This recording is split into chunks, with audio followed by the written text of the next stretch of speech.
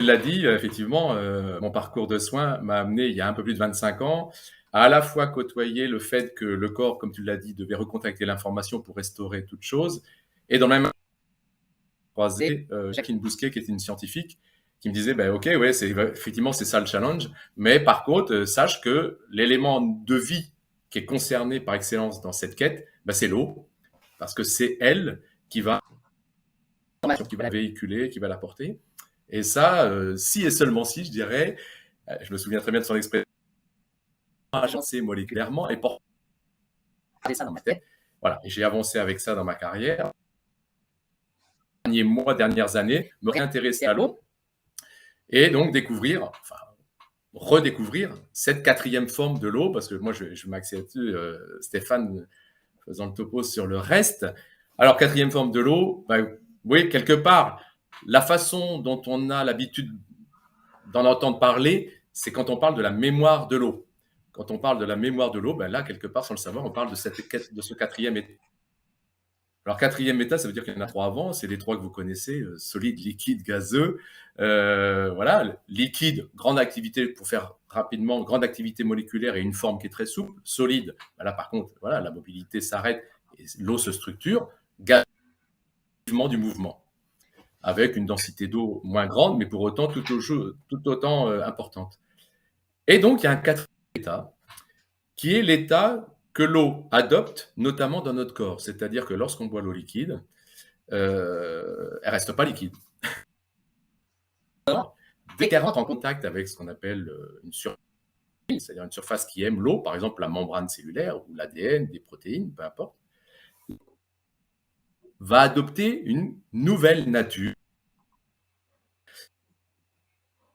En termes de qualité, l'activité moléculaire qui fait l'eau liquide va ralentir, se structurer. C'est-à-dire que l'eau, tout doucement, va se structurer, va se discipliner quelque part. C'est pour ça que cette quatrième forme de l'eau, on l'appelle notamment eau structurée. Voilà, les molécules vont une forme plutôt hexagonale, vont s'agencer en couches quelque part le long de cette structure. Bref, en termes de nature, il faut avoir l'esprit que c'est comme si l'eau allait adopter la forme d'un gel. Il ne faut pas trop s'arrêter à cette notion de structure parce qu'en fait, il s'avère que l'eau c'est quasiment l'élément le plus adaptogène qui soit, mais en tout cas, si on cherche sa nature, c'est comme si c'était un blanc d'œuf, quelque part. On peut le voir comme ça, ou un gel. En tout cas, elle va se structurer au contact de n'importe quelle surface. Quand on dit ça, je vais m'arrêter 2 secondes quand même sur la notion de la plasticité de l'eau. C'est vraiment ce qui fait son génie à l'eau, ce qui fait son mystère. C'est-à-dire qu'encore une fois, parce que l'eau, quand elle est vivante, elle est libre, et parce qu'elle est libre, elle va être plastique. C'est-à-dire qu'à chaque molécule d'eau va pour je dirais, créer des formes spatiales, des microclusters, des assemblages de 4 à 8, 10 molécules. Et ça, je le mentionne parce que c'est vraiment la première caractéristique qu'il faut retenir de l'eau, avant même de parler de la quatrième forme de l'eau, c'est cette plasticité. L'eau a ce génie, encore une fois, on appelle ça le comportement social de l'eau, notamment cette intelligence intrinsèque que l'eau a à chaque de créer ses formes. C'est-à-dire que voilà, la molécule d'eau, elle est libre, et à chaque instant, elle tient la main aux copines, elle lâche les mains, elle tient la main aux copines pour former une ronde de 4 molécules, 5 molécules, 8 molécules, et elle relâche, elle reprend et relâche, avec même cette plasticité supplémentaire.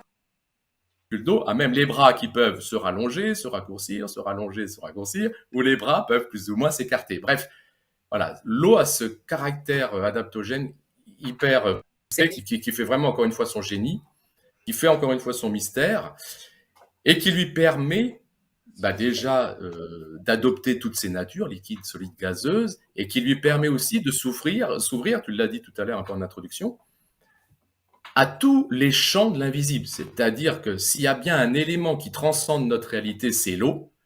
L'eau, que nous soyons dans la matière, dans l'énergie ou dans l'information, elle est tout le temps là, elle est omniprésente. Et ça, c'est juste phénoménal, cette plasticité à ce point-là, de se balader voilà, dans tous ces niveaux de réalité. Donc, grâce à cette plasticité, l'eau, et là, je vais reprendre un peu les propos à la fois de Linus Pauling, qui a un prix Nobel, et de Martin Chaplin, l'eau va pouvoir adopter une taille, une forme harmonieuse et créer de l'espace. Et c'est parce que l'eau crée de l'espace qu'elle s'ouvre à toutes les forces, à tous les champs, à toutes les du vivant. Elle va capter et nous les infuser en quelque sorte. Elle va les capter et nous les transmettre. C'est partie vraiment de ce qu'on appelle la qualité colloïdale de l'eau. La qualité colloïdale de l'eau, c'est ça, c'est cette faculté que l'eau a, parce qu'elle est vivante, parce qu'elle est plastique et parce qu'elle peut créer de l'espace, de tout mettre à disposition, alors notamment les nutriments et tout ça, ça c'est de l'exposé de Stéphane, et elle va aussi pouvoir capter toutes les forces de vie, et même dialoguer avec le vide quantique, qu'à capter l'information de conscience, par exemple. Donc ça, c'est vraiment un élément hyper important, parce que c'est encore une fois, c'est ce qui fait son génie, puissance. Voilà. Et donc, parmi tous les microclusters qu'elle peut former, elle peut donc se structurer pour former cette quatrième forme. Et donc cette forme hexagonale qu'elle va adopter au contact de la membrane cellulaire, par exemple. Et quand on l'étudie, cette eau, qu'on la regarde d'un peu plus près, eh ben notamment, elle va exclure tous les débarrasser de toutes les particules qu'elle contient habituellement. Ça, c'est la première bizarrerie, en quelque sorte. En tout cas, c'est une de ses premières caractéristiques. Et on a besoin de ça pour qu'on puisse obtenir les propriétés que je vais vous décrire après. Donc ça, c'est la première chose. Et c'est pour ça qu'on l'appelle aussi notamment zone d'exclusion, cette quatrième forme de l'eau. Donc je vous ai dit eau structurée, eau interfaciale aussi, et donc zone d'exclusion. Notamment donc parce qu'elle va exclure toutes ces particules. Et ensuite, on va la regarder électriquement parlant. Et là, on va s'apercevoir que là où habituellement l'eau est neutre, ben à ce moment-là, l'eau porte une charge négative des électrons.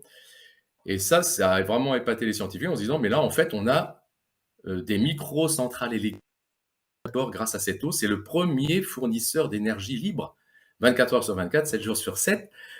Et c'est juste génial. Là, ça remet quelque part un peu en cause compléter l'apport énergétique qu'on a habituellement par les mitochondries, par exemple, par le cycle ATP. Là, on a un fournisseur d'énergie juste hyper puissant et surtout, qui ne crée. Et ça, c'est ce qui participe, à mon avis, à la puissance de l'eau vivante. C'est que là, si je prends juste cet aspect d'apport énergétique, habituellement dans le corps, quand on veut apporter de l'énergie avec les aliments, il y a production de chaleur et de déchets, et ces deux éléments-là, il faut pouvoir les gérer. Sinon, si on les accumule, ça entrave notre élan vital. Là, grâce à cette quatrième forme de l'eau, on a un fournisseur d'énergie hyper puissant, et d'ailleurs, c'est les témoignages qu'on rencontre d'ailleurs bien souvent. Donc, fournisseur d'énergie sans production de déchets associés, et là, voilà, c'est génial, quoi. Donc ça, c'est sa première qualité à cette quatrième forme de l'eau, quand elle adopte, encore une fois, cette structure hexagonale et parce qu'elle est porteuse d'électrons. Ensuite, grâce à ce format-là, en quelque sorte, grâce à cette structure, et j'ai commencé à le dire, parce qu'elle génère naturellement du mouvement. Je répète bien souvent parce que j'ai un Nicolescu, qui est un grand chercheur en physique, qui nous dit que le seul fondement de l'univers, c'est le mouvement. Et s'il y a bien un élément qui l'incarne, c'est l'eau, tout naturellement. Elle a cette dynamisation intrinsèque, et là, on peut l'objectiver avec cette quatrième forme de l'eau. Quand on la regarde, on voit qu'elle génère naturellement du mouvement. Et ça confirme cette qualité colloïdale de l'eau, et génératrice de mouvement. Et quand on la boit, cette eau vivante, elle va effectivement potentialiser la qualité de mouvement de tous nos liquides intracorporels. Je vais essayer d'aller assez vite pour résumer, mais en tout cas, voilà. Fournisseur d'énergie. Alors, à l'occasion des ateliers Maverick, on va aller plus en détail. Qu'est-ce qui fait que cette eau prend forme? C'est en collaboration avec la lumière. Je veux le dire parce que ça, c'est hyper important. En fait, transduit en quelque sorte de l'énergie lumineuse en énergie électrique ou en énergie cinétique, c'est-à-dire qu'elle nous apporte une forte puissance de mouvement. Et on en arrive ensuite à l'aspect informationnel, à l'aspect mémoire, qui est souvent celui qui intrigue et qui interpelle le plus, et notamment grâce aux travaux des motos, c'est le bouquin que j'ai derrière, là, en lumière le fait que l'eau portait l'information À partir du moment où on donne une information, ben voilà, l'eau adopte cette forme hexagonale, elle se cristallise de façon unique et toujours superbe. Alors effectivement, la quatrième forme de l'eau, parce qu'elle est hexagonale et accompagnée d'électrons, elle a là les conditions idéales pour capter tout type d'information. Alors notamment, moi je commence toujours par celle-là, mais en fait c'est notre programme d'âme, c'est-à-dire nous sommes là pour nous révéler. Je dis souvent, pour recevoir notre mandat du ciel en médecine chinoise, et c'est l'eau qui nous permet ça. L'eau, par là, va pouvoir capter toutes les informations d'origine dont nous avons besoin pour nous incarner, pour prendre forme. Et ça, c'est un petit, au niveau de l'esprit, c'est un peu particulier de renverser ça. C'est-à-dire, j'ai l'habitude de dire que on est un saupoudré de matière sur de l'eau et de l'information. C'est-à-dire qu'au départ, il y a le verbe, il y a l'eau, on met toutes les briques du vivant, et c'est parce qu'on reçoit notre programme d'âme que nous nous incarnons. C'est parce qu'on reçoit l'information foi que notre foi prend forme. C'est parce qu'on reçoit notre information sang que le sang prend forme. Nous prenons forme parce que via l'eau, et cette quatrième forme de l'eau, nous sommes capables de capter les informations originelles dont on a besoin pour nous maintenir en forme, en quelque sorte, en faisant un jeu de mots sur, voilà, sur les deux aspects. Donc ça, c'est vraiment, pour moi, son premier rôle. C'est mon premier rôle. C'est ce dialogue que l'eau a avec notamment le vide quantique, si on doit le chercher quelque part, ou le champ informationnel, en tout cas cet ailleurs, ici-bas, cet ailleurs, qui porte les informations d'origine de toute chose. Plus on s'y connecte, plus on s'y reconnecte, plus on maintient notre forme, plus on se maintient en forme, plus on nourrit tous nos organes, tous nos métabolismes, toutes nos physiologies des informations originelles dont on a besoin. Vraiment, peut-être le premier de notre carburant. Quand on parle de mémoire de l'eau, il faut vraiment avoir l'eau. Nous sommes antennes grâce à l'eau. Et que la première des informations, c'est celle-là qui est à capter. Et ensuite, l'eau va capter les informations qui viennent des champs magnétiques, électromagnétiques, électriques. Bref, je vous ai dit tout à l'heure, toutes les forces dont nous avons besoin. Elle va engrammer, elle va mettre en mémoire tout ce que nous côtoyons dans notre environnement. Donc l'eau a cette capacité de prendre une information, de la stocker plus ou moins et de la restituer.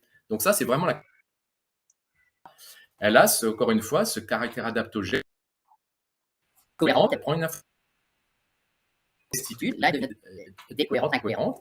Et elle a cette de pouvoir capter de l'information et de l'amener à destination, à un organe, au noyau de la cellule, à n'importe quel métabolisme. Donc, cette respiration informationnelle, l'esprit, c'est grâce à la forme de l'eau que l'on a, avec une caractéristique supplémentaire qu'il faut avoir à l'esprit, c'est que la molécule d'eau travaille toujours en collaboration. Ça, en cela, elle obéit vraiment à une des lois du vivant fondamentale qui est la coopération. Et en fait, une molécule d'eau, quand elle reçoit l'information, elle en fait profiter dans l'instant 10 millions de molécules à côté d'elle, ce qu'on appelle un domaine de cohérence. Pour que vous ayez une image de ce domaine-là, c'est quand vous voyez dans la nature des bancs de poissons ou des nuées des tourneaux, vous voyez que ça ne fait qu'un. On voit, je sais pas, 100, 500 oiseaux qui volent et on a l'impression d'avoir qu'une unité. Eh bien, l'eau, elle se comporte de la même façon. C'est-à-dire, quand elle reçoit l'information, cette quatrième forme de l'eau, elle devient cohérente à hauteur de 10 millions de molécules parce que c'est sous ce format-là, en fait, qu'elle va créer un phénomène de résonance. Et c'est grâce à ce phénomène de résonance que dans notre corps peut être transmise à n'importe quel organe bien plus vite que l'influx nerveux. En fait, il faut avoir à l'esprit que plus la forme de l'eau, plus on se donne l'opportunité de fonctionner au mieux au niveau de nos métabolismes, notamment sur la transmission d'informations. Ça, c'est Benjamin Libet aux États-Unis qui nous a démontré ça, que lorsqu'on se brûlait, si l'ordre donné à la main ne devait être fait que par notre système nerveux, on serait brûlé 3e degré à chaque fois. En fait, c'est parce qu'il y a une conduction informationnelle via l'eau qui fait qu'on enlève la main 10 fois plus vite et qu'on ne se brûle pas. Voilà, et ça, c'est vraiment des expériences tout à fait étonnantes. Voilà, j'ai essayé de cavaler un petit peu pour que ça rentre dans le canon, mais voilà, mais en tout cas, voilà, il y a l'esprit, et bon, il y a encore beaucoup à dire, mais j'ai essayé de vous dire un petit peu de l'importance de l'importance du dialogue avec nous, de l'importance de notre relation avec nous. Si on est dans le désir d'une quête, dites soit le mot qu'on met derrière spirituel. L'eau est spirituelle par nature, c'est le plus beau de nos spiritueux, c'est le plus puissant. Et voilà. Et c'est tout ça qu'on abordera au mois de juin, et pratique avec voilà, plusieurs choses pour se mettre en lien avec cette eau. Bah, c'est fabuleux, c'est fabuleux. Moi, je t'écoute depuis tout à l'heure et effectivement, ça fait. Alors, la première fois, je t'ai écouté quand on a fait le tournage de ta formation à Tours. Et je t'avais trouvé passionnant. Je t'ai écouté une deuxième fois en conférence à Tours aussi. Et là, je te réécoute une troisième fois pendant 30 minutes. Et je me dis que le week-end va être passionnant. Ben voilà, Le j'espère week-end surtout là, va vraiment être passionnant. vraiment susciter la curiosité et vraiment de reconsidérer l'enjeu. Enfin, avec Stéphane, il le redira, mais c'est vraiment un enjeu culturel presque. C'est de replacer l'eau au cœur du village, comme on dit souvent. Tu sais. C'est ça. Parce qu'on ne soupçonne pas à quel point elle a une place primordiale. Et encore une fois, je l'ai dit, elle transcende tous les niveaux de réalité qui nous constituent, quoi. Et donc, elle y participe à chacun d'entre eux. Ça, c'est énorme.